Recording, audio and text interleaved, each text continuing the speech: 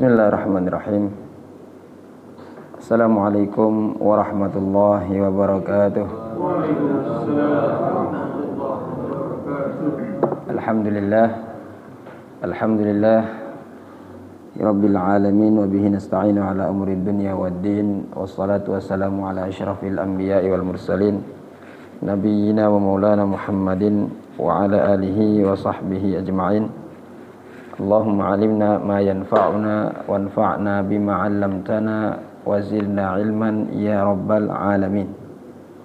Alhamdulillah, Bapak-bapak, Ibu-ibu jamaah salat subuh yang senantiasa dirahmati oleh Allah Subhanahu wa taala. Alhamdulillah pada kesempatan kali ini ya, di waktu yang diberkahi oleh Allah Subhanahu wa taala, di pagi hari kita diberikan kesempatan Allah Subhanahu wa taala untuk melaksanakan salat subuh secara berjamaah, dan kita lanjutkan dengan bertolabul ilmi. Ya, mudah-mudahan apa yang kita lakukan ini diridai oleh Allah Subhanahu wa taala. Jamaah salat subuh yang rahmat Allah Subhanahu wa taala, kali ini insyaallah kita akan mengkaji ya fikih dengan pembahasan kitab An-Nikah. Ini kitab nikah ya, karena memang ya permasalahan nikah ya, banyak diantara kaum muslimin yang terkadang ya itu tidak memahami hukum-hukumnya ya. Bahkan banyak juga diantara kaum muslimin sekarang ya, dengan banyaknya pemikiran-pemikiran liberal, akhirnya terkadang ya datang pemahaman menikah dengan beda agama misalnya. Maka kita sebagai umat muslim ya wajib bagi kita, bahkan patut bagi kita untuk mempelajari ya hukum-hukum yang berkait dengan fikih nikah, sehingga ketika kita menjalani ya rumah tangga kita, meskipun sudah lama kita berumah tangga ya, kita tetap berjalan sesuai dengan apa yang dituntunkan oleh Allah Subhanahu wa taala dan juga Rasulnya. Kita lihat sendiri masalah nikah ya, pengertian nikah ya menurut bahasa maknanya adalah mengumpulkan ya, ad-dhammu. Ya, jadi ketika laki-laki dan wanita dikatakan menikah, secara bahasa artinya kita kumpulkan mereka ya dalam sesuatu akad misalnya. Adapun secara syariat ya, secara syariat menikah adalah akad yang mengandung ya kebolehan ya bagi suami untuk menggauli istrinya ya dengan menggunakan lafaz yang ma'ruf di dalam pernikahan pada umumnya. Ya, biasanya menggunakan lafaz tazwij ya, zawwajtuka kalau dalam bahasa Arab, atau angkahtuka ya, atau bisa juga digunakan dengan atau diterjemahkan ke dalam bahasa lain yang bisa dipahami. Yang penting tidak boleh keluar dari makna yang sesungguhnya.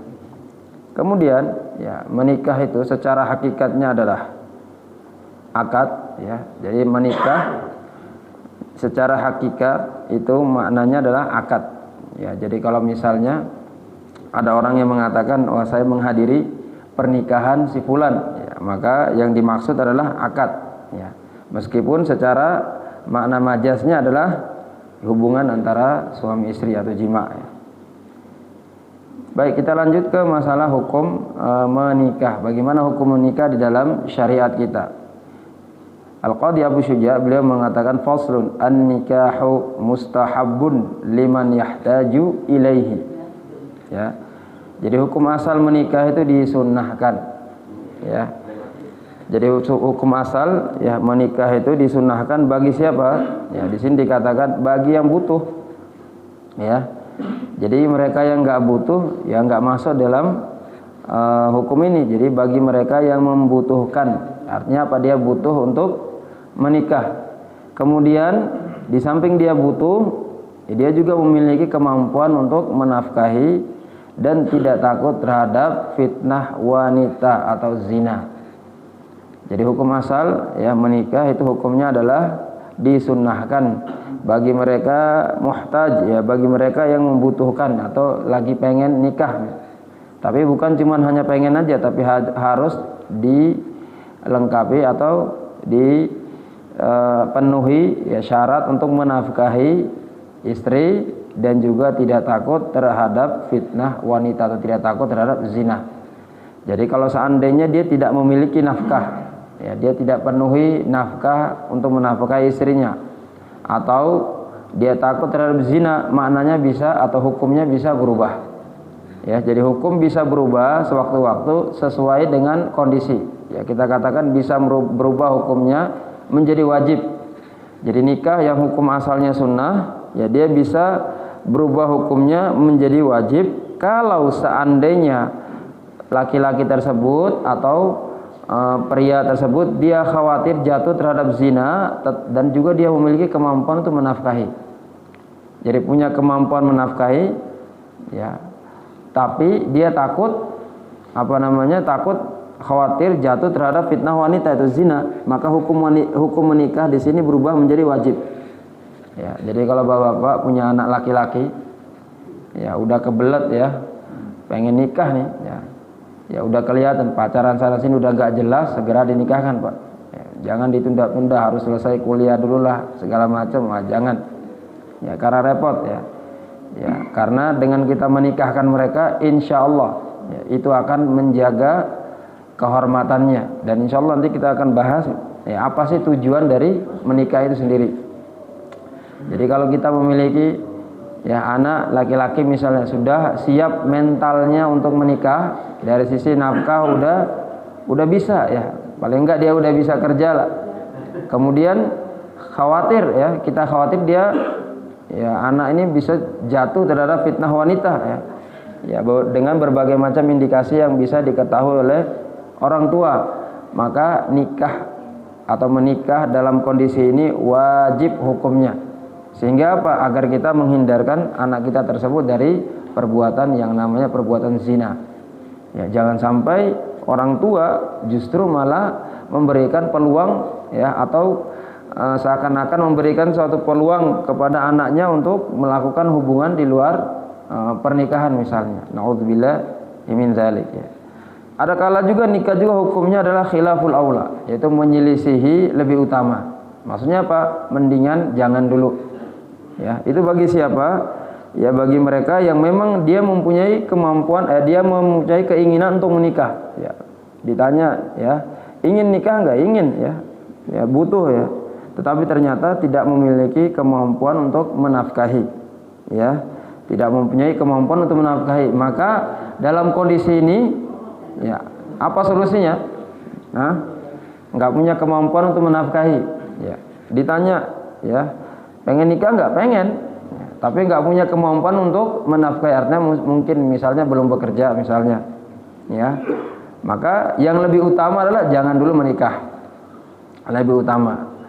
Terus gimana solusinya? Solusinya adalah disuruh untuk memperbanyak puasa.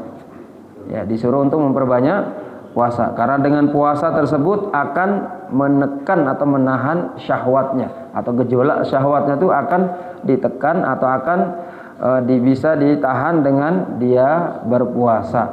Ya. Bahkan Nabi Shallallahu Alaihi Wasallam di dalam hadisnya sangat ma'ruf ya. Jadi Nabi Shallallahu Alaihi Wasallam ya memanggil kepada para pemuda, ya ma'syarasy syabab, ya wahai para pemuda, man istata'tum minkumul ba'ah falyatazawwaj. Barang siapa yang sudah mampu ya, yang sudah mampu dari sisi tadi kita sebutkan, kemampuan untuk menafkahi lahir dan batin, maka hendaknya dia menikah ya. Fa innahu ya ahsanu ya, fa innahu aghaddu lil basar. Ya, jadi dengan menikah tersebut dia dapat menundukkan pandangan ya, dan juga dia dapat menjaga kemaluannya ya.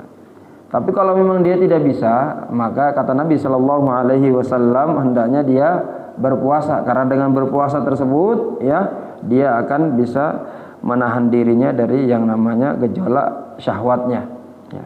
Kemudian nikah juga bisa hukumnya ya haram ya, menikah ya bisa hukumnya haram ya. Bagi siapa? Bagi mereka kalau seandainya dia menikah, dia tidak bisa membangun hak-hak rumah tangga. Jadi orang yang tidak bisa membangun hak-hak rumah tangga artinya apa? Tidak bisa mengetahui haknya, kewajibannya apa, enggak bisa dia tunaikan. Kewajibannya sebagai seorang suami dia tidak bisa menunaikannya. Begitu juga tidak bisa memenuhi hak-haknya istrinya. ya. Intinya apa? Dia tidak punya kemampuan ya, atau dia tidak mampu untuk menjalankan ya hal-hal yang berkaitan dengan hak dan kewajiban di antara rumah tangga, maka hukum nikah baginya itu adalah haram. Kemudian hukum nikah bisa berubah menjadi makruh. Jadi di bawah dari haram yaitu makruh ya. Jadi makruh itu maksudnya gimana? Kalau seandainya dia tidak butuh menikah. Ya, tidak butuh ya, tidak butuh menikah dan tidak punya harta untuk dia, atau tidak punya kemampuan untuk menafkahi wanita atau menafkahi istrinya. Jadi menikah hukum asalnya disunahkan dengan perincian yang sudah kita sebutkan ya, tetapi dia bisa berubah hukumnya sesuai dengan kondisi. Jadi bisa menjadi wajib bagi mereka yang mempunyai kemampuan menafkahi dan dikhawatirkan dia takut terhadap zina. Dan juga bisa berhukum khilaful aula, itu menyelisih lebih utama, lebih baik jangan dulu. Ya, bagi mereka yang butuh menikah tetapi ternyata dia tidak mempunyai kemampuan untuk menafkahi. Ya. Begitu juga bisa berhukum ya, mempunyai hukum haram. Ya, dia bisa haram. Kenapa? Bagi mereka yang dia sama sekali tidak bisa menegakkan hak dan kewajiban dalam rumah tangga, dan bisa jadi hukumnya adalah makruh. Ya.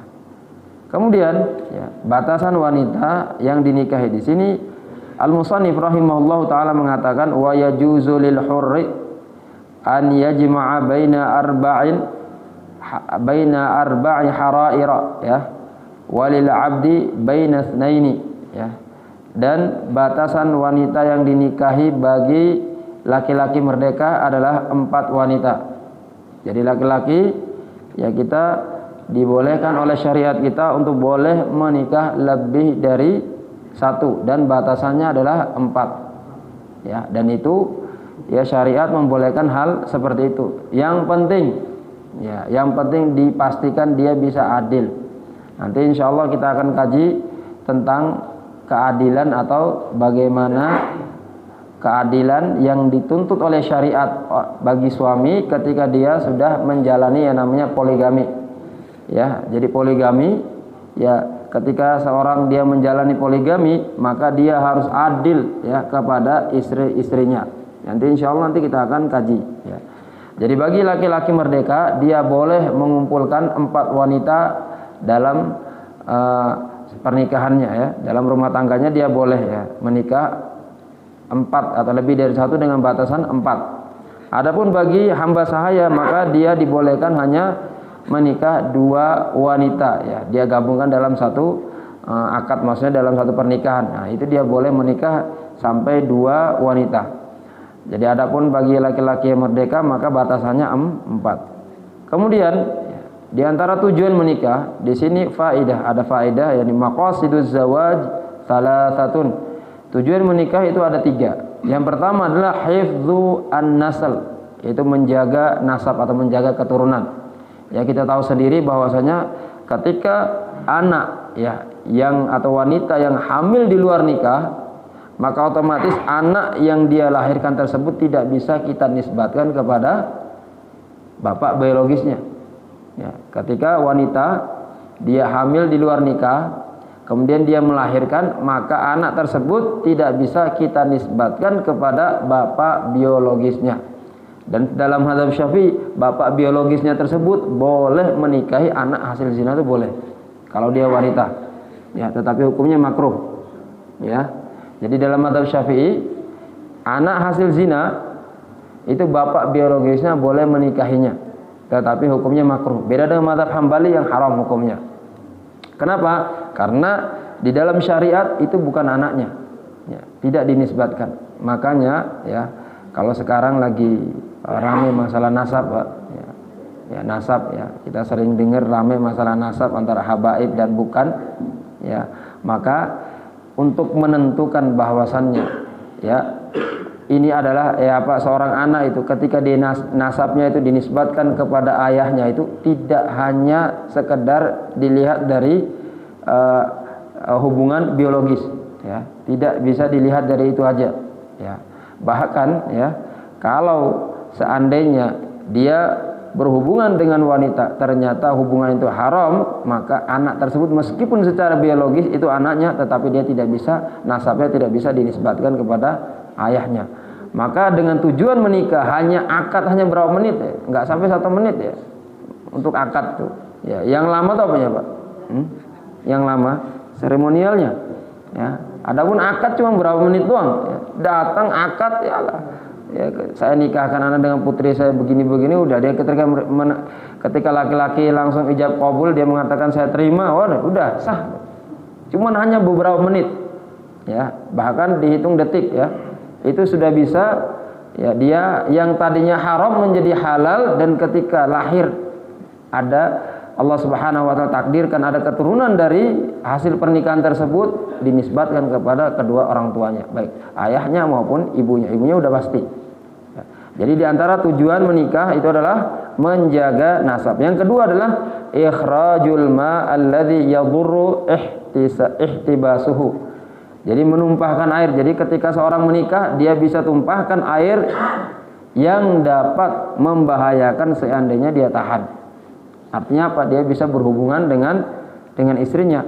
Ya, yang tadi kalau ditahan ya bisa berbahaya, bahkan dikatakan ya sperma itu terbuat dari dia ada zat apinya ya. Ya, jadi kalau dia tidak disalurkan sesuai dengan yang disyariatkan oleh Islam, ya maka dia akan membahayakan. Ya, maka cara salah satunya adalah dengan dengan menikah. Dan yang ketiga ya adalah nailu al-ladzati, yaitu mendapatkan kenikmatan. Ya, jadi kalau misalnya misalnya ada yang menikah terus dibilang, wah ente kalau menikah itu karena nafsu aja. Ya memang benar Pak. Ya, menikah karena nafsu itu benar. Untuk apa? Dia menyalurkan di jalan yang benar. Ya.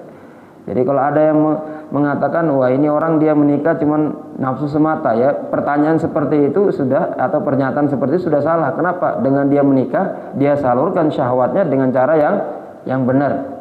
Ya, dengan cara yang benar. Kemudian ya kita bahas yang berikutnya tentang rukun nikah.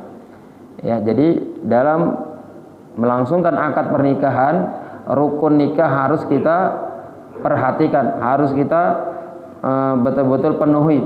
Kalau tidak dipenuhi atau tidak kita perhatikan, maka nikahnya atau pernikahannya menjadi tidak sah. Ya, rukun pernikahan yang pertama adalah calon suami. Nah, ya bagaimana syarat calon suaminya harus diperhatikan. Ya, betul-betul laki-laki. Ya, jangan abu-abu. Ya, jadi harus laki-laki. Ya, jadi calon suami itu harus laki-laki hakiki. Ya, bukan laki-laki jadi-jadian ya. Ya. Yang kedua adalah bukan muhrim. Ya, artinya bukan muhrim apa, Pak? Bukan muhrim. Ya. Beda mahram dan muhrim. Jadi bukan muhrim adalah bukan dalam kondisi sedang melakukan ibadah haji atau umrah. Maksudnya bukan muhrim. Karena seseorang ketika dia sedang melangsungkan ya atau sedang melakukan manasik haji atau umrah, diharamkan sama sekali untuk menikah dan dinikahkan. Menikahkan dan dinikahkan diharamkan, nggak boleh. Tapi kalau rujuk boleh. Ya. Kalau rujuk boleh. Tapi kalau menikahkan atau dinikahkan sedangkan dia dalam keadaan ihram, maka itu diharamkan. Tapi kalau rujuk boleh. Misalnya ketika ada seorang suami istri, ya ada suami istri, pasangan suami istri cerai misalnya. Tiba-tiba keduanya berangkat haji atau umrah. Suaminya langsung rujuk, ya karena posisi istrinya masih di masa iddah. Ya, istrinya masih di masa iddah, maka hukumnya boleh.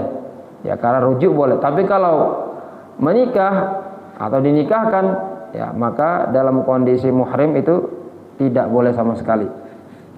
Yang berikutnya adalah wat ta'yin, ya, harus ditentukan. Ya, jadi laki-laki calon mempelainya itu calon suaminya itu harus betul-betul ditentukan. Misalnya bapak fulan punya anak 5 laki-laki.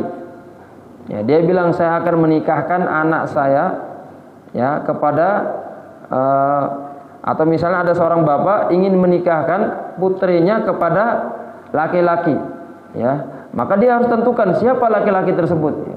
Jangan cuma mengatakan misalnya, ya jangan cuma mengatakan saya akan menikahkan kepada laki-laki yang namanya Muhammad. Ya.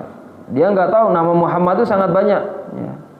Ya, dia nggak tahu nama Muhammad itu saja, atau dia mengatakan saya akan menikahkan anak saya dengan namanya laki-laki yang namanya Ahmad misalnya. Dia nggak tahu kalau nama Ahmad sangat banyak. Jadi harus ditentukan siapa ya orangnya. Ya. Kemudian ya laki-laki syarat yang berikutnya adalah ya syarat calon suami yang berikutnya pengetahuannya tentang calon istri.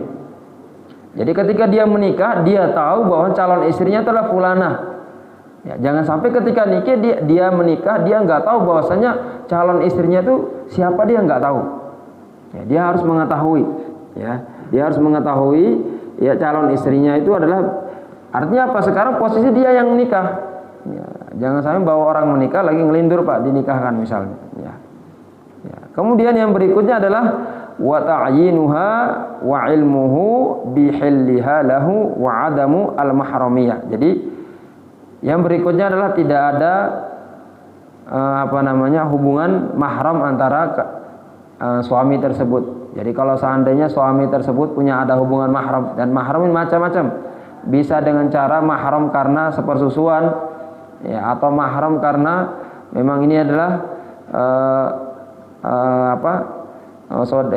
dari sisi nasab misalnya. Nah, itu lebih jelas itu ya. Jadi biasa yang tidak diketahui adalah mahram yang ada hubungan mahram karena sepersusuan. Itu banyak yang tidak diketahui. Ya, sehingga ya orang tua perlu memberitahu bahwa kalau seandainya dia pernah menyusui ada anak orang lain misalnya, maka anak-anaknya harus diberitahu sehingga mereka tidak salah ketika menikah. Karena kalau seandainya sudah terlanjur menikah, kemudian tiba-tiba ketahuan bahwa saya ini adalah mahramnya sepersusuan misalnya, maka wajib dibatalkan. Itu akadnya difasakh ya, dan harus dipisah. Ya, itu hukumnya seperti itu. Kemudian ya, yang berikutnya adalah calon istri. Ya, rukun yang berikutnya adalah calon istri. Hampir sama ya syaratnya. Ya, calon istri adalah wanita yang betul-betul wanita hakiki. Ya, bukan wanita jadi-jadian.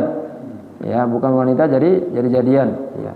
Kemudian wanita tersebut juga bukan muhrim, artinya apa? Bukan dalam keadaan melakukan ihram haji atau umrah. Ya, kemudian wanitanya juga ditentukan. Ya, kalau ada seorang fulan, bapak fulan punya anak, putrinya ada 5 anak, dia mau nikahkan salah satu dengan ya dia menikahkan salah satunya, maka harus ditentukan siapa ya anak yang dia akan menikahkan. Jangan sampai saya menikahkan putri saya dengan si fulan misalnya, tanpa menyebutkan atau tanpa menentukan siapa yang dia maksud. Ya, jadi harus betul-betul dia tentukan siapa sehingga menjadi jelas. Ya, ketika dia menikahkan. Kemudian ya, di antara syarat atau rukun pernikahan adalah bukan dalam masa pernikahan dengan laki-laki lain. Nah, ya ini di tempat saya banyak kejadian ya. Suami merantau, ya, istri di kampung. Tiba-tiba ya, kalau dalam istilah di Flores saya lupa itu istilahnya. Jadi suaminya itu merantau, ya entah setahun atau 2 tahun, istrinya di rumah. Tiba-tiba ya ketika dia pulang malah istrinya udah sama laki-laki lain. Ini nggak boleh sama sekali. Ya, harus ada perceraian dulu, kemudian melanjutkan menjalani masa iddah dulu, baru dia boleh menikah dengan laki-laki lain. Jadi ketika seorang istri ya seorang wanita dia masih dalam hubungan pernikahan dengan laki-laki lain, maka dia tidak boleh sama sekali dia dinikahkan dengan laki-laki lain, nggak boleh sama sekali. Ya. Kemudian wanita tersebut juga bukan dalam kondisi sedang menjalani masa iddah. Nanti insya Allah kita akan kaji masa iddah. Ya, masa iddah. Jadi masa iddah itu ada karena perceraian, ada juga karena kematian. Jadi ditinggal cerai suami ya, atau ditinggal wafat suami ya. Jadi seperti itu. Nanti insya Allah kita akan mengkajinya. Kemudian yang berikut adalah di antara syarat atau rukun dari calon suami dan calon istri, kalau seandainya suaminya muslim, dia menikah dengan wanita juga harus yang muslimah atau ahli kitab. Dari Yahudi atau Nasara boleh. Jadi kita muslim, kita boleh menikahi wanita ahlu kitab. Jadi ahlu kitab adalah wanita yang dari Yahudi dan Nasara. Tapi jangan dilakukan di Indonesia, Pak. Repot nanti. Karena di Indonesia tidak diterapkan hukum Islam, sehingga nanti repot di masalah anaknya.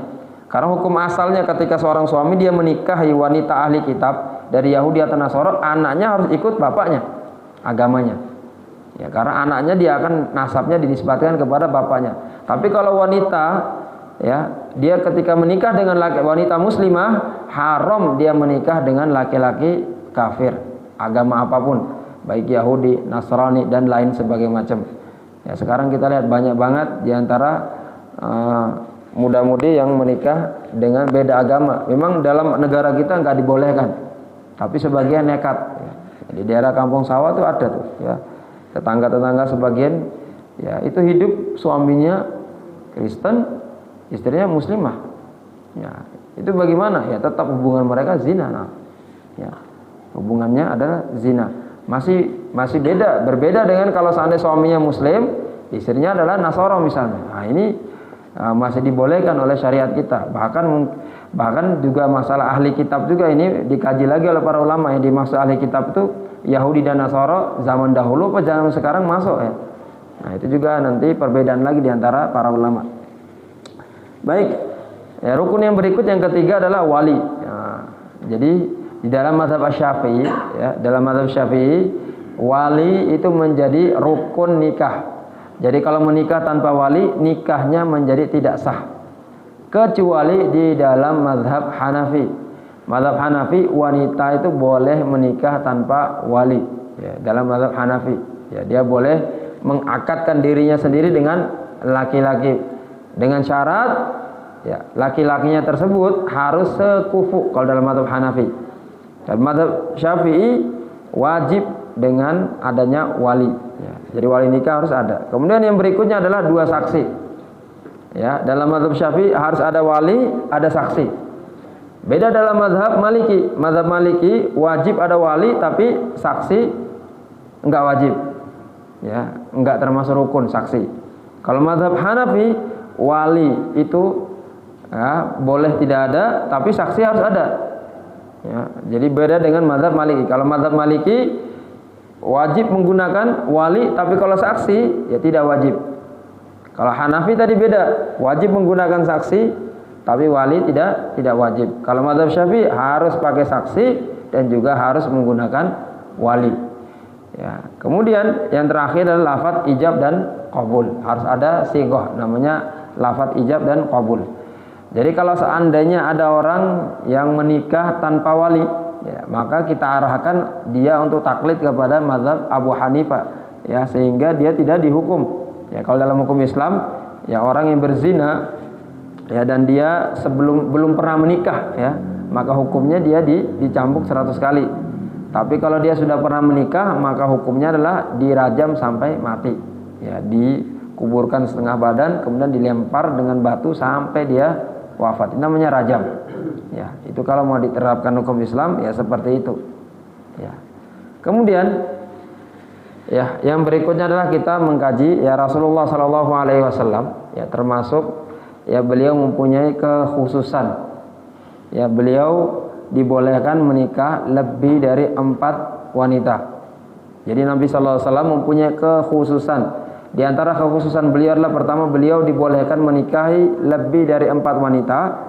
Yang kedua, Nabi SAW boleh menikahkan dirinya sendiri dengan wanita manapun, ya, tanpa harus izin dari wali, tanpa harus izin atau tanpa ada walinya. Itu kekhususan Nabi SAW.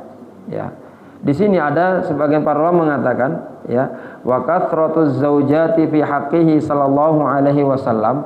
Di antara hikmah poligaminya Rasulullah sallallahu alaihi wasallam yang pertama adalah litausi'ati fi tablighil ahkami anhu alwaqi'a sirran mimma la yattali'u alaihi ar-rijal.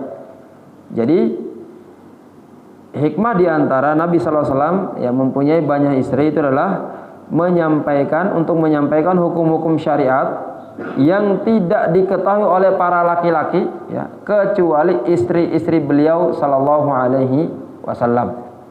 Jadi menyampaikan hukum-hukum yang berkaitan dengan hal-hal rumah tangga beliau yang tidak diketahui oleh laki-laki di luar kecuali istri-istri beliau. Ya, jadi banyak banget kalau kita lihat, ya, hukum-hukum dalam fikih itu banyak diantara para ulama mengambil dari hadis-hadis yang diriwayatkan oleh istri-istri beliau. Dan yang salah satu yang istri beliau yang paling banyak meriwayatkan hadis adalah Aisyah radhiyallahu anha. Jadi para sahabat datang kepada Aisyah bertanya tentang hukum-hukum yang berkaitan dengan hubungan dalam rumah tangga ya. Jadi banyak di antara para sahabat yang tidak mengetahui kecuali mereka datang kepada istri Nabi sallallahu alaihi wasallam baru mereka mengetahuinya.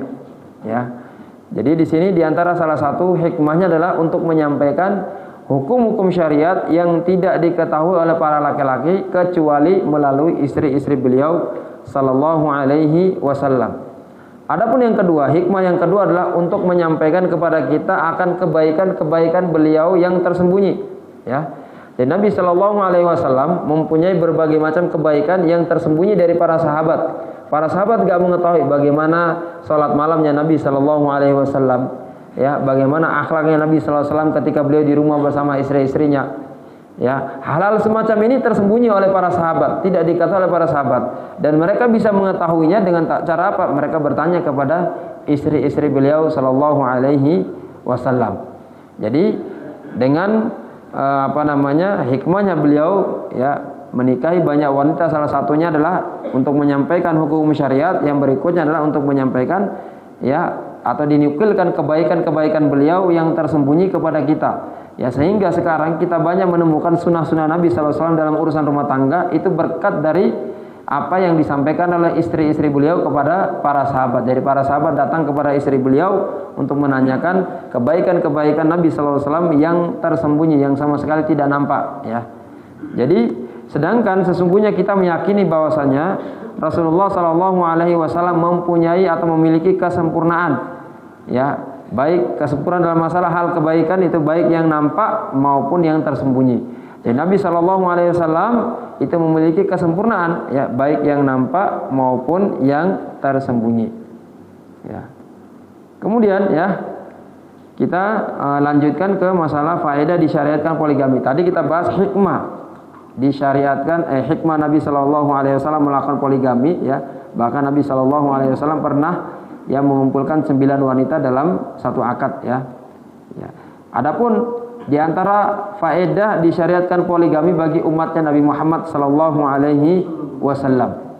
Di sini zakara al-Imam Izzuddin bin Abdissalam ma yufidu annahu kana fi syariati Musa alaihi salam jawazu at-ta'addudi min ghairi hasrin taghliban li maslahati rijal.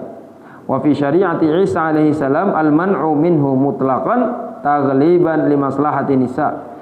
Faja'at syari'atuna bil wasatiyati wa ra'atin nisa war rijal. Nah, syariatnya Nabi Musa dalam masalah poligami ya, kita ada faedah ya. Jadi syariatnya Nabi Musa alaihi salam dalam masalah poligami itu dibolehkan tanpa batasan secara mutlak. Jadi dalam syariatnya Nabi Musa alaihissalam laki-laki boleh menikah lebih dari satu tanpa ada batasan secara mutlak. Ya, kenapa? Karena mempertimbangkan syariat mempertimbangkan kemaslahatan untuk kaum laki-laki. Ya, enggak tahu nih ya. Jadi kita maksudnya kemaslahatan bagi kaum laki-laki. Apakah di zaman itu laki-laki emang banyak atau memang laki-laki di zaman itu memang kekuatannya super? Ya, kekuatan super artinya dengan satu wanita aja nggak cukup ya. Bahkan kalau kita membaca kisah dalam Al-Quran, Nabi Musa alaihissalam hanya nonjok itu musuhnya itu langsung mati Pak. Dia hanya tonjok biasa tuh langsung wafat.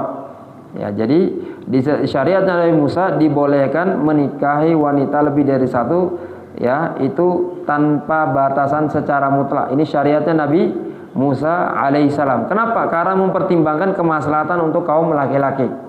Ya, jadi kemaslahatan seperti apa? Mungkin barangkali dari sisi kebanyakan jumlah laki-laki atau bisa juga dari sisi ya mungkin mereka mempunyai kekuatan yang super ya. Allahu a'lam. Adapun di syariatnya Nabi Isa alaihissalam, di syariatnya Nabi Isa ya, itu dilarang poligami secara mutlak. Di syariatnya Nabi Isa. Ya, makanya kalau kita lihat hampir ya kebanyakan orang Kristen memang dia tidak pernah poligami. Ya, dia hanya dengan menikah ya sekali aja ya dia menikah. Ya Allah alam ya. Ya kalau orang sekarang ya. Jadi memang syariatnya Nabi Isa alaihi salam dilarang poligami secara mutlak. Kenapa? Karena mempertimbangkan kemaslahatan untuk kaum wanita. Nah, kemaslahatannya seperti apa? Allah alam ya. Ya kita belum tahu juga ya. Saya juga belum tahu ya kenapa dikatakan seperti itu ya. Ya bisa jadi karena mungkin ya jumlah jumlah laki-laki ya di zaman itu misalnya ya lebih banyak misalnya ya, lebih banyak misalnya ya, Allahu a'lam ya. Jadi di syariatnya Nabi Isa itu dilarang secara mutlak. Adapun di syariatnya Nabi kita Nabi Muhammad sallallahu alaihi wasallam, jadi menikah itu dibolehkan dengan batasan 4 wanita, atau poligami dibolehkan dengan batasan 4 wanita. Kenapa? Karena sebagai pertengahan yang mempertimbangkan kemaslahatan untuk kaum wanita dan juga untuk kaum pria. Jadi dalam agama kita, dalam syariat kita, syariat Nabi Muhammad SAW, dia ngambil jalurnya tengah-tengah. Ya, dia ngambil jalurnya tengah-tengah. Kalau yang di syariat Nabi Musa dibolehkan secara mutlak tanpa batasan, karena memperhatikan atau mempertimbangkan kemaslahatan untuk kaum laki-laki. Di syariat Nabi Isa alaihissalam dilarang secara mutlak, ya, karena mempertimbangkan kemaslahatan untuk kaum wanita, ya. Tapi kalau di syariatnya Nabi Muhammad SAW, ternyata di sini dia ngambil jalan tengah, dibolehkan tapi bukan boleh secara mutlak, dengan ada batasan 4 wanita saja, ya, sebagai ya syariat yang datang sebagai pertengahan yang mempertimbangkan kemaslahatan untuk kaum wanita dan juga pria. Jadi kalau seandainya seorang pria kalau dia sudah menikah, istrinya sudah 4, maka sudah ya stoknya sudah habis ya, gak boleh lagi menikah lebih dari 4 ya. Jadi seperti itu di dalam syariat kita ya. Kemudian ya ada di zaman dahulu ya, di zamannya Nabi Shallallahu Alaihi Wasallam itu kan ada budak ya, ada budak. Adapun zaman sekarang kayaknya udah nggak ada. Jadi budak itu sebenarnya, jadi budak itu adalah mereka yang, jadi budak itu, adanya budak itu karena biasanya karena terjadi peperangan. Ya, jadi terjadi peperangan. Jadi misalnya ketika kaum muslimin berperang melawan orang-orang kafir, maka wanita atau anak-anak yang ditawan oleh kaum muslimin itu otomatis langsung menjadi budak.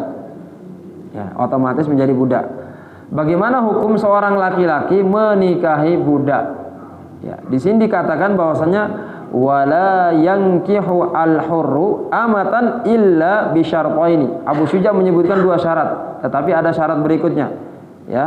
Yang pertama adamu sadaqil hurrati wa khauful anati. Ya. Jadi syarat menikahi budak adalah tidak mampu menafkahi wanita merdeka. Ini yang pertama. Kalau seorang laki-laki tidak mampu menafkahi wanita merdeka, maka dia dibolehkan untuk menikahi budak. Ini syarat yang pertama. Adapun syarat yang kedua adalah takut terhadap zina. Jadi syarat pertama dia sudah tidak mampu menafkahi wanita merdeka, karena nafkah wanita merdeka dan nafkah wanita yang budak itu berbeda. Ya, berbeda, Pak. Jadi nafkahnya wanita merdeka itu lebih banyak daripada nafkahnya wanita yang budak. Di dalam mazhab Syafi'i sendiri, menafkahi wanita merdeka ya bagi laki-laki yang dia mempunyai kemampuan yang lapang, maka dia perharinya dia menafkahi 2 mud makanan pokok. 2 mud ini, 1 mud itu 1 kepalan gini. Jadi kita diwajibkan bagi kita untuk memberikan nafkah per hari kepada istri itu ya 2 mud ya, 2 kepalan tangan seperti ini. Nah, itu 2. Itu bagi laki-laki yang mampu ya. Makanya kalau dia tidak mampu menafkahi wanita merdeka, jadi dengan cara seperti itu maka dia dibolehkan menikahi budak. Ada syarat berikutnya lagi, yaitu dia takut zina.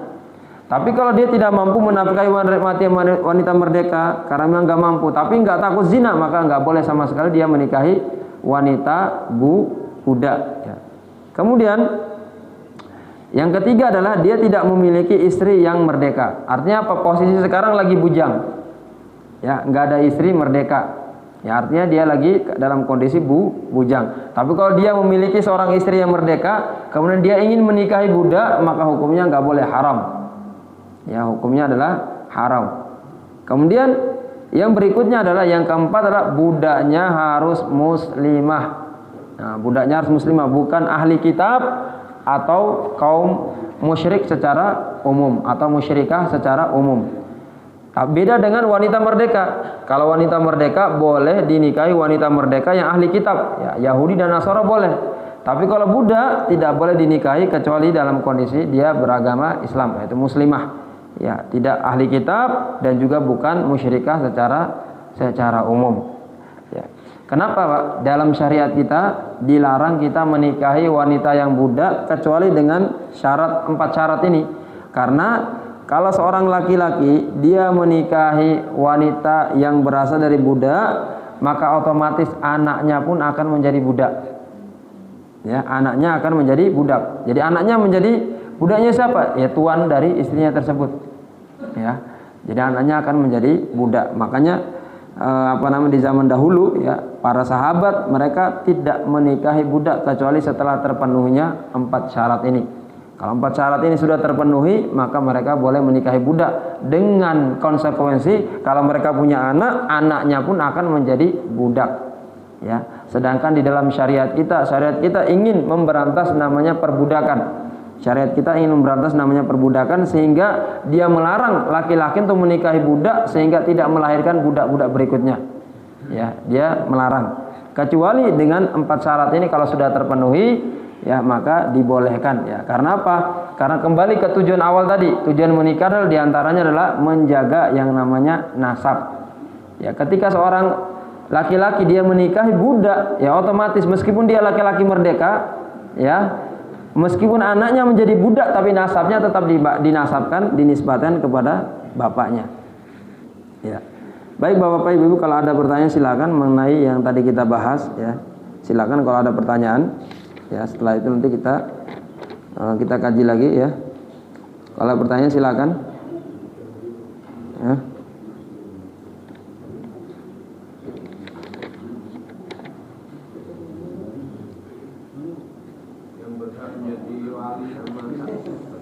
Ya, yang berhak menjadi wali, insya Allah nanti masalah wali nanti kita kaji sendiri nanti. Wali nanti ada urutannya dari bapak. Kalau bapak nggak ada, ke atas kakek. Kakek nggak ada, kalau kakek nggak ada nanti ke yang lebih dekat sama wanita itu dulu, kakak atau adik kalau misalnya ada. Ya, kalau nggak ada nanti pindah ke pamannya. Ya. Ya, nanti kalau nggak ada, pamannya nggak ada, pindah ke anak dari pamannya, yaitu sepupunya. Ya, jadi sepupu itu meskipun dia bukan mahram, dia bisa menjadi wali nikah. Ya, sepupu. Ya, sepupu dari paman dari arah ayah ya, bukan dari ibu. Ya, paman dari ayah. Ya. Ya, nanti kalau nggak ada, semuanya nggak ada sama sekali, baru dia nanti jadi hakim yang akan menjadi wali nikah. Ya, nanti ya banyak diantara masalah pernikahan ini kadang-kadang sudah masuk ke masalah wali hakim ini banyak ribet juga, terutama masalah perceraian. Ya, perceraian itu kalau ketika suami dia menceraikan istrinya di rumah, maka cerainya sah menurut syariat. Sedangkan menurut hakim kita itu nggak sah kecuali cerai diucapkan di depan mahkamah hakim. Tapi kalau dia ucapkan di sana lagi, dia ucapkan kedua kali, maka jatuh talak 2 nanti kalau dia ucapkan lagi di sana. Ya. Jadi kalau misalnya seorang suami dia sudah ceraikan istrinya di rumah, ya itu menurut hakim kita nggak sah itu. Padahal itu sah, itu menyelisih sebenarnya. Kalau di sana disuruh diceraikan lagi, misal disuruh dengan melafalkan lagi, maka nanti jatuhnya talak 2 nanti. Ya, talak 2, ya kan rugi ya. Ya makanya kalau kita hidup di Indonesia hati-hati kalau mau menceraikan istri ya. Ya kalau mau menceraikan istri ya langsung harus ke hakim biar betul-betul langsung tercatat ya. Ya kalau enggak ya udah nanti kayak gitu masalahnya. Ya banyak diantara kaum muslimin yang ya bermasalah-masalah itu memang ya intinya banyak problemnya kalau sudah masuk ke sana. Bahkan ada diantara kaum muslimin yang nikahnya itu nikah tanpa dicatat di KUA misalnya. Ya karena nikah hanya akad aja. Ya sebenarnya sah-sah aja sebenarnya. Sebagaimana yang kita sebutkan di awal tidak ada tuh syarat harus mempunyai buku nikah dan lain sebagainya, kan nggak harus. Tetapi karena kita hidup di Indonesia, kalau itu tidak kita ikuti aturan itu, ya sudah nanti akan dipersulit untuk selanjutnya. Ya nanti selanjutnya akan dipersulit. Ibarat kita beli motor tapi bodong, Pak. Ya jual belinya sah. Ya, tetapi bodong ya. Kenapa? Ya tadi kita tidak melihat surat-suratnya. Ya, adapun secara syariat menikah tanpa harus dicatat di KUA itu sah aja hukumnya. Ya, sah. Ya, intinya rukun-rukun tadi terpenuhi secara fikih sah. Tetapi dalam menjalani atau dalam melihat realita kehidupan kita di Indonesia, maka hal-hal yang menjadi aturan-aturan negara harus diperhatikan kembali sehingga tidak menjadikan ribet di masa yang akan datang. Kalau itu tidak diperhatikan maka akan jadi ribet ya. Ya. Baik, ada lagi Pak? Kalau ada yang bertanya silakan. Ya. Ya.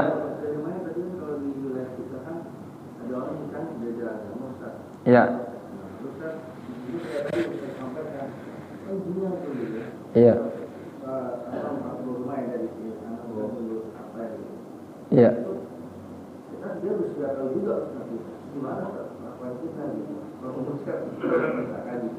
Iya. Ya, pertama itu negara emang sama sekali emang itu haknya negara ya, salah satunya ya. Ya. Jadi emang tidak sama sekali dibolehkan di pengadilan agama, memang nggak boleh sama sekali. Secara hukum di negara kita nggak boleh. Biasanya itu mereka modal nekat ya, dan orang-orang di masyarakat yang di samping kiri kanannya ya udah nggak peduli masalah itu.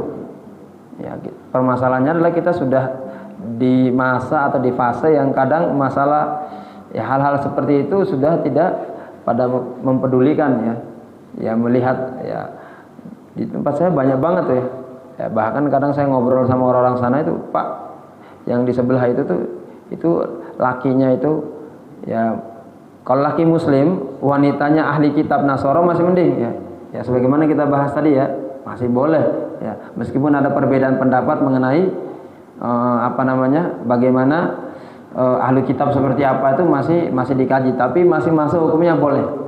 Atau wanitanya dari Yahudi. Tapi yang jadi masalah adalah wanitanya kalau dari Buddha misalnya, atau Hindu, atau ateis misalnya. Nah ini nggak boleh sama sekali. Maka ketika laki-laki berkumpul dengan wanita yang bukan muslimah, bukan juga Yahudi atau Nasoro, maka kita katakan ini zina. Kalau kebalikannya wanitanya muslimah, maka laki-lakinya harus muslim secara mutlak. Tidak boleh laki-laki yang dari ahli kitab atau non ahli kitab, semuanya nggak boleh sama sekali. Iya. Iya. Iya. Kalau kita tahu seperti bagian yang ya intinya kayak Pak RT-nya atau Pak RW-nya harus turun tangan tuh. Harus dipisah kalau kayak gitu. Ya, harus dipisah. Ini membutuhkan apa? Ya bukan berarti kita mengatakan ya udah hidup-hidup dia, ya urusan dia, enggak. Ini bagian dari amar ma'ruf nahi munkar juga. Ya, karena kedepannya ya anak-anaknya pun akan terpengaruh itu. Ya, ini termasuk diantara masalah yang banyak kita hadapi di masyarakat lah, dan harus betul-betul diberitahu bahwa hubungan mereka selama itu ya zina. Ya. Hubungan mereka selama itu zina. Bahkan kalau seandainya laki-laki menceraikan wanita aja, itu kan istrinya dalam masa cerai. Ya, istrinya masa cerai, masa idah maksudnya. Namanya talak raj'i. Jadi ketika suami menceraikan istri, ketika istri menjalani masa idah, itu statusnya masih istri, tapi dalam syariat kita tuh tidak boleh mereka berhubungan misalnya, sampai ada kata rujuk dulu. Ya, makanya laki-laki sendiri pun diharamkan untuk kayak melihat wanita istrinya tersebut dalam masa idah segala, enggak. Jadi laki-laki mereka berdua kan pisah kamar nanti. Ya, meskipun masih tinggal dalam satu rumah, suami di ruangan tersendiri, istri ruangan tersendiri. Nah, tapi kalau suaminya ingin ya melihat wanita istrinya tadi bagaimana dandan segala macam, harus rujuk dulu. Ini yang masih dalam posisi adalah pernikahan yang sah. Ya apalagi perkumpulan atau mereka dikumpulkan di satu rumah yang jelas-jelas ya tidak dibenarkan sama sekali oleh agama kita. Dan itu jatuhnya tetap zina. Ya, itu jatuhnya tetap berzina. Makanya ya harus banyak-banyak kita berikan pemahaman terkait masalah ini. Ya karena memang kita sekarang udah di fase banyak juga orang-orang liberal yang ingin menghalalkan segala cara, ya mereka membuatkan ya suatu pemikiran, ya menghadirkan pemikiran baru untuk menikah beda agama. Dan itu udah banyak terjadi di Indonesia. Indonesia udah banyak terjadi. Meskipun mereka-mereka yang nikah beda agama seperti itu tidak tercatat di KUA. Kenapa? Karena syaratnya tidak terpenuhi tadi. Ya. Baik, ada lagi Pak, silakan bertanya dalam masalah nikah. Ya. Tadi kan bilang orang laki nikah boleh dari lebih satu. Iya Pak. Nah itu kan ada kejadian. Oh iya. Itu istrinya juga tahu. Ya. Istrinya tahu. Istrinya tahu, iya. Tapi si lakinya itu nikah. Bu, saya mau nikah. Jadi kalau nikah kamu pergi aja. Itu gimana? Maksudnya laki-laki diusir pergi itu Pak? Iya. Kejadian itu ada Pak. Iya. Orang kondang itu. Iya. Jadi laki-laki itu secara hukum asal dia punya hak menikah lebih dari satu. Baik mau dia minta izin, baik diizinkan sama istrinya ataupun tidak diizinkan, hukum asal seperti itu. Tapi ya, kalau dia tidak minta izin kepada istrinya atau tidak tertulis, misalnya di KUA segala macam, memang urusannya repot Pak ke depan. Ya, ke depannya itu akan repot karena negara kita aturannya gimana Pak? Kalau laki-laki kalau menikah ingin menikah lebih dari satu, aturan negaranya gimana? Istri harus datang ke pengadilan untuk tanda tangan menyetujui, ya, menyetujui. Kalau tidak, maka tidak dibolehkan sama sekali berpoligami. Ya, tapi banyak juga laki-laki yang nekat Pak ya, sebagaimana yang disebutkan Bapak tadi. Ya, ya emang secara hukum syariat kita katakan memang tidak boleh sama sekali seorang istri dia melarang suaminya untuk tidak boleh untuk poligami, itu hukumnya nggak boleh sama sekali selama suaminya mempunyai kemampuan dalam hal masalah adil, ya bisa mengurus rumah tangga dengan baik, itu suami mempunyai hak ya. Jadi tidak ada ya ini bukan berarti ya kita menzalimi istri, bukan, ini haknya. Tetapi suami juga ketika dia mau poligami juga harus mengukur kemampuan juga. Jangan sampai ketika dia memutuskan untuk poligami malah keluarga yang sebelumnya malah justru berantakan misalnya, ya, malah berantakan. Jadi kalau yang Bapak sebutkan tadi ya tetap hukumnya ya kalau dia punya kemampuan segala macam, ya dia tidak melakukan kezaliman, sah-sah aja. Cuma nanti berurusan dengan negara segala macam, ya itu yang repotnya di situ Pak. Iya. Jadi nikahnya itu nikah lagi. Ya. Cerai, nikah lagi. Cerai. Ya nak, yang istri mudanya ini cerai lagi, balik lagi ke istri tua lagi. Kawin lagi, cerai lagi. Iya. Iya. Jadi udah cerai, kemudian kan pertama nikah sama wanita lain, kemudian sama istri yang pertama cerai, terus cerai juga sama yang ini yang kedua, balik lagi yang pertama, ya kok mau yang habis balik lagi, ya, mau, ya, kawin lagi, cerai lagi.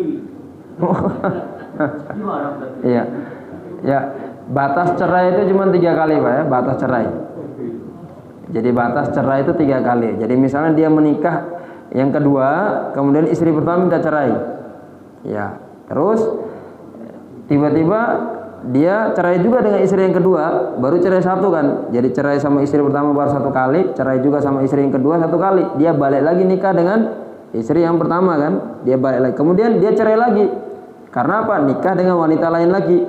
Nah, berarti sekarang sama istri yang pertama tuh udah cerai 2 kali. Nah, berarti kesempatan untuk dia cerai itu adalah nanti ketika dia menikah lagi. Nah, tinggal 3 kali itu. Kalau udah 3 kali ya, nah kita katakan dia nggak boleh lagi balik kepada istrinya sampai istrinya itu menikah dengan laki-laki lain dan berhubungan dengan laki-laki lain, baru kalau seandainya ditakdirkan cerai baru dia boleh balik lagi Pak. Jadi batasnya itu 3, ya, 3 kali cerai. Ya. Masya Allah. Ya, luar biasa ini ya dalam masalah urusan seperti ini ya. Jadi makanya ketika kita yang mau menikah ataupun pengen melanjutkan nikah lebih dari 1, harus betul-betul kita pahami syarat-syarat poligami. Dan masalah adil itu berat banget, adil. Oh, itu iya. Adil banget. Ya? Bapaknya itu adil banget. Oh, ya, adil banget ya. Kita nggak tahu Pak. Jadi adil itu sangat. Jadi adil bukan dari sisi nafkah aja, pembagian malam itu penting. Jadi kalau di istrinya ya ketika di istri pertama jadi 2 malam ya, sama kalau di total semuanya adalah 12 jam misalnya. Ya, 1 malam kan 6 atau 24 jam misalnya 2 malam ya, karena yang menjadi patokan malam. Tiba-tiba berkurang. Ya, di sananya 12 jam kurang berapa menit. Di sini juga kurang ya. Dia penuhi semuanya. Adil seperti itu dalam masalah pembagian malam. Ya, adil seperti itu. Dan banyak di antara suami istri yang kadang malah misalnya di istri mudanya misalnya seminggu misalnya. Ya, ke istri tuanya cuma 2 hari misalnya. Wah, itu namanya nggak adil.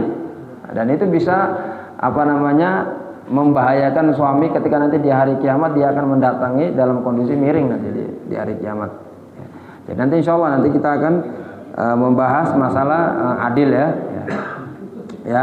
Dan orang yang menikah dia diberi uzur untuk meninggalkan sholat berjamaah, salah satu uzurnya baru menikah ya. Jadi menikah lagi bulan madu ya, dia dibolehkan untuk meninggalkan ya, atau dia mendapatkan uzur untuk meninggalkan sholat. Salah satunya adalah sholat berjamaah. Bahkan ada sebagian ulama dirinci ya, dengan syarat kalau ada sebagian ulama mengatakan dia diberi uzur untuk meninggalkan sholat berjamaah secara mutlak kecuali dia minta izin kepada istrinya. Ya, jadi kalau seorang suami menikah dengan wanita misalnya, ya, baru menikah ya 7 hari itu ya, kalau dengan gadis 7 hari maka dia mempunyai uzur ya. Dia dibolehkan untuk meninggalkan sholat berjamaah selama 7 hari kecuali dia minta izin kepada istrinya untuk sholat berjamaah. Kalau diizinkan baru dibolehkan. Kalau istrinya nggak mengizinkan, jangan langsung dihukum. Dia udah nikah malah meninggalkan sholat jamaah. Enggak, Pak. Syariat kita mengatakan seperti itu, membolehkan, memberikan uzur seperti itu. Ya. Bahkan ada sebagian para ulama mengatakan ya, dia hanya diizinkan untuk yang sholat siang aja. Adapun sholat yang malam enggak, ya. Karena malam waktunya beda. Iya. Jadi ada sebagian ulama mengatakan istri boleh mengizinkan di waktu siang. Ya, adapun di waktu malam itu haknya, dia mau izinkan atau enggak ya itu enggak. Kalau suaminya minta izin sholat zuhur asar di siang hari, sebagian ulama mengatakan ya wajib bagi istri untuk membolehkan ya, untuk mempersilahkan suaminya sholat. Ada sebagian juga mengatakan hak istri secara mutlak, dia mau membolehkan atau tidak baik siang hari maupun malam hari. Ya, ada sebagian yang merinci tadi ya Pak ya. Jadi memang benar. Jadi dalam syariat kita wanita yang dia atau suami istri ya, pengantin baru terutama itu diberikan, laki-lakinya diberi uzur untuk meninggalkan sholat berjamaah selama, kalau dia gadis selama 7 hari. Tapi kalau janda 3 hari Pak ya. Kalau janda cuma 3 hari. Bahkan kalau seandainya seorang laki-laki menikahi ya, atau menikah atau istri baru misalnya lebih dari 1 misalnya, kalau dia dalam status gadis dia wajib bermalam di gadis tersebut 7 hari. Kalau janda dia wajib bermalam di tempat janda tersebut cuma 3 hari ya. Tidak boleh lebih dari 3 hari. Setelah itu nanti dia mulai membuat giliran malam, dia muter ya. Ya ada teman saya tuh, Masya Allah istrinya 4 ya, dia tiap muter ya bagi malamnya ya. Istrinya 4 ya. Masya Allah ya. Istrinya bahkan ketika ketemu cerita tuh Pak, jarak antara dia nikah istri kedua sama ketiga tuh cuma berapa bulan aja tuh. Cuma berapa bulan ya. Bahkan ketika istrinya pertama ketika lagi baru aja melahirkan itu dia mau proses melahirkan, dia sedang melangsungkan akad pernikahan istri yang kedua. Tetapi itu diizinkan oleh istrinya pertama. Jadi sekali lagi, kalau ada rumah tangga ya, kita melihat orang lain menikah lebih dari 1 Pak ya, jangan dicela Pak. Urusan dia yang menikah, yang mengafkahi dia, yang bertanggung jawab di akhirat dia, kenapa kita yang mengomentari ya, bahaya kadang ya. Kalau ada orang menikah lebih dari 1, kalau kita yang mengomentari akhirnya kita menggibahi dia. Kan dia haram nggak dia melakukan ini Pak? Enggak. Dia melakukan sesuatu yang disyariatkan, itu bukan haram ya. Maka jangan sampai kita mencela. Bahaya kalau ada orang menikah lebih dari 1 kemudian kita cela ya, itu berbahaya. Kenapa? Karena dia menjalankan apa yang dihalalkan oleh Allah. Kita mengkritik atau memberitahu kalau dia melakukan kezaliman ya. Contoh misalnya dia sudah menikah lebih dari 1, ternyata dia tidak adil dalam hal membagi malamnya. Nah, maka ini harus diberitahu agar dia tidak zalim kepada istrinya, dan itu akan berefek pada nasibnya nanti di akhirat ya. Baik Pak, ada lagi Pak yang mau ditanyakan, silakan. Masalah pernikahan ini, insya Allah nanti masih banyak ya masail yang dalam masalah ini. Nanti kita akan bahas masalah syarat wali ya. Kemudian hukum melihat nazar kepada wanita ya, dan nanti kita akan membahas masalah khitbah ya. Nah, ini juga sangat penting ya. Jadi wanita itu kalau udah dikhitbah oleh laki-laki lain, ada laki-laki, yang laki-laki lain itu nggak boleh lagi masuk Pak. Ya, jadi kalau udah dilamar maksudnya. Ya, wanita kalau posisi udah dilamar dan lamarannya udah terima, laki-laki lain nggak boleh masuk sampai lamaran pertama dibatalkan dulu. Ya, jangan asal masuk aja misalnya. Nggak boleh sama sekali dalam syariat kita seperti itu. Nanti insya Allah kita akan bahas di pertemuan yang akan datang. Baik ya Bapak Ibu semua yang rahmat Allah Subhanahu wa taala, jika tidak ada pertanyaan ya, kita akhiri dulu dengan bacaan hamdalah. Alhamdulillahirabbil alamin. Subhanakallahumma wa bihamdika asyhadu an la ilaha illa anta astaghfiruka wa atubu ilaik. Wabillahi taufiq wal hidayah. Wassalamualaikum warahmatullahi wabarakatuh.